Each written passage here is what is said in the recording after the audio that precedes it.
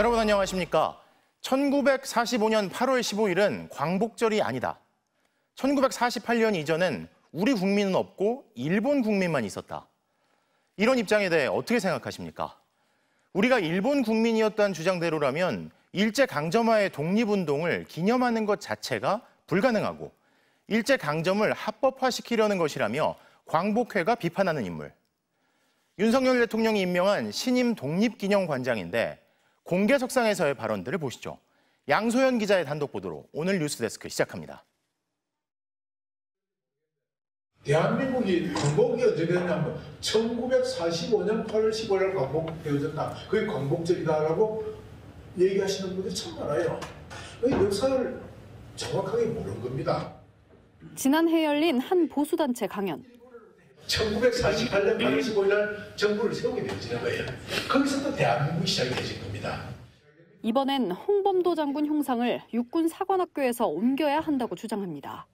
대한민국을 지키기 위해서 지금 장교를 기른 거 육사에 꼭 이분이 가운데 와서 앉아 있어야 된단 말이에요.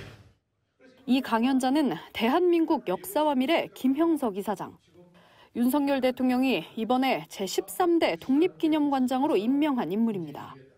후보 지명 당시 일제 식민 지배를 정당화하는 인사라며 광복회가 강하게 반발했지만 불과 하루 만에 그것도 장관은 해외 출장, 대통령은 휴가 중인 상황에서 속전속결로 임명됐습니다. 국가보훈부는 김형석 관장은 뉴라이트가 아니라고 본다는 입장을 내놨습니다. 그 이후로 뉴라이트들은 1948년 건국절을 주장하는데 김 관장은 그렇지 않다라고 했습니다. 김 관장도 자신이 뉴라이트라는 지적에 강하게 반발했습니다. 별의별 말을 다 하는 모양인데 좌로나 우로 다 치우치지 아니하고 공정한 입장에서 우리 역사를 바로 보고자 하는 사람이기 때문에. 홍범도 장군에 대해선 독립영웅이니 육사가 아닌 독립기념관으로 옮겨야 한다는 취지였다고 해명했습니다. 광복절을 일주일 남긴 내일 윤석열 대통령은 김형석 신임 독립기념관장에게 임명장을 수여할 예정입니다. MBC 뉴스 양소연입니다. 검찰이 소위 대장동 50억 클럽 명단에 포함된 권순일 전 대법관과 홍선근 머니투데이 회장을 불구속 상태로 재판에 넘겼습니다. 의혹이 제기된 지 약 3년 만입니다. 먼저 박솔립 기자가 보도합니다. 권순일 전 대법관의 경우 변호사법 위반 혐의만 적용됐습니다. 검찰은 권 전 대법관이 퇴임 뒤인 2021년 대장동 사업을 주도한 화천대유 고문으로 일하면서 변호사 등록을 하지 않은 채 법률 자문을 했다고 보고 있습니다. 고문료로 1억 5천만 원을 받았습니다. 하지만 권 전 대법관은 근로계약에 따른 경영고문이지 변호사 일은 아니었다는 입장입니다. 검찰은 관심이 쏠렸던 재판거래 의혹에 대해서는 수사 결과를 내놓지 못했습니다. 지난 2020년 대법원이 이재명 전 더불어민주당 대표의 공직선거법 위반 혐의 사건을 무죄 취지로 파기환송할 때 당시 권 대법관이 무죄 의견을 냈는데 화천대유 대주주 김만배 씨가 그 대가로 권 전 대법관에게 퇴임 뒤 고문료를 지급했다는 게 의혹의 핵심입니다. 검찰은 계속 수사하겠다는 원론적인 입장만 내놨습니다. 머니투데이 홍성근 회장에게는 청탁금지법 위반 혐의가 적용됐습니다. 홍 회장은 언론사 후배였던 김만배 씨에게 두 차례에 걸쳐 99억 원을 빌린 것으로 드러났는데 검찰은 면제받은 이자 1,454만 원만 김 씨한테 받은 금품으로 판단했습니다. 검찰 관계자는 부정한 청탁이 있었는지는 입증하지 못했다고 했습니다. 반면 검찰은 김만배 씨와 수억 원의 돈 거래를 한 한겨레와 중앙일보 출신 전직 언론인 2명은 청탁금지법 위반보다 처벌이 무거운 배임수재 혐의로 재판에 넘겼습니다. 대장동 사업 비판 기사는 맞고 유리한 기사 보도를 위한 대가성 있는 돈거래라고 봤습니다. MBC 뉴스 박솔립입니다. 북한에서 흘러들어온 지뢰 때문에 지난 장마 기간 폭우로 인한 피해 복구가 쉽지 않은 곳이 있습니다. 비무장지대 남쪽으로 그어진 민간인 출입 통제선 안쪽에서 우리 국민들이 살고 있는 민통선 마을. 들어가려면 군부대의 검문을 거쳐야 하는 곳이죠. 북한 지뢰 때문에 폭우 피해 규모조차 파악이 어렵다는 지역. 류현준 기자가 현장 취재했습니다. 남방 한계선과 불과 4km 떨어져 외부 민간인 출입이 통제되는 통일촌입니다. 167세대 주민 대부분은 농민인데 지난 폭우에 삶의 터전인 논밭이 통째로 뜯겨 나갔습니다. 지난 1973년 정부가 마을을 만들 때부터 살았다는 이완배 씨도 이런 피해는 처음입니다. 50년대쯤은 처음이에요. 그대로 그냥 논병지를 다 쓸어갖고 벼가 다 없어진 데가 많죠.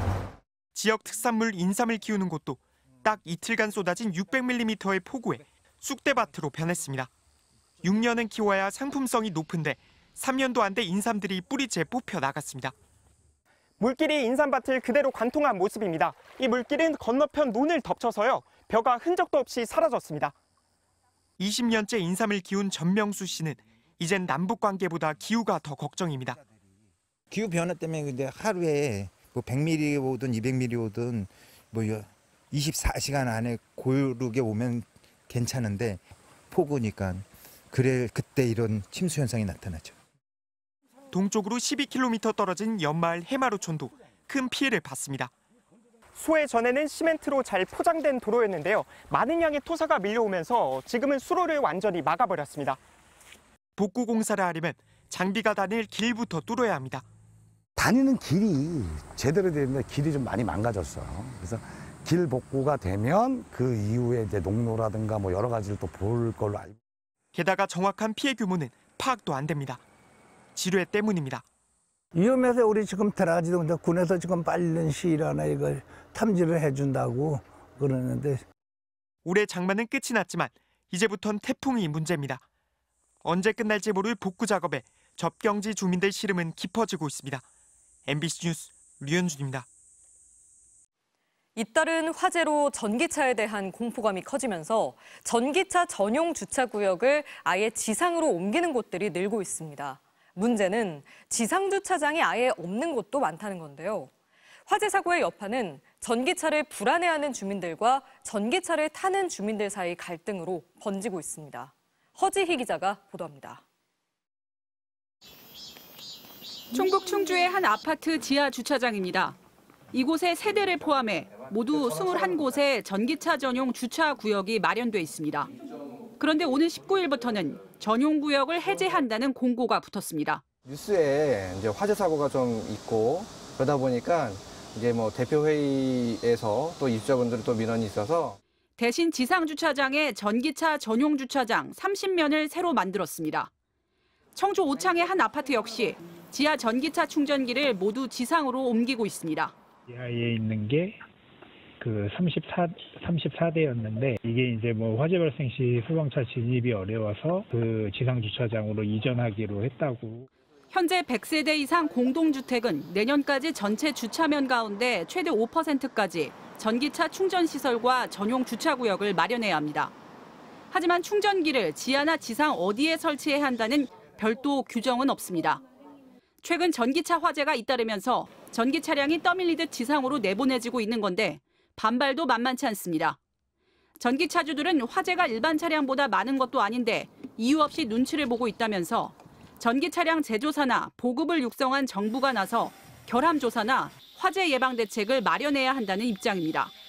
세심한 여러 가지 검토 대상이 돼야 되지 않나 이런 생각을 했습니다. 지상 주차장이 없는 신축 아파트도 많은 상황에서 정부가 뚜렷한 대책을 내놓지 않는다면 갈등만 더 커질 수 있다는 우려가 나오고 있습니다. MBC 뉴스 허지입니다.